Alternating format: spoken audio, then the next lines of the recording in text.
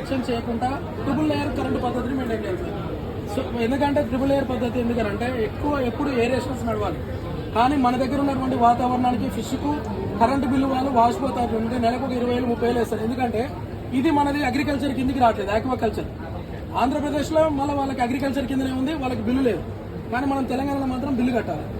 ఇది ఎప్పుడు కూడా బిల్లు తీసేయలేదు. కాబట్టి అట్లా రైతు చాలా ఇబ్బంది పడుతున్నాడు. సేమ్ గ్రోత్ సేమ్ వస్తుంది, మెయింటైన్ సేమ్ అవుతుంది. కానీ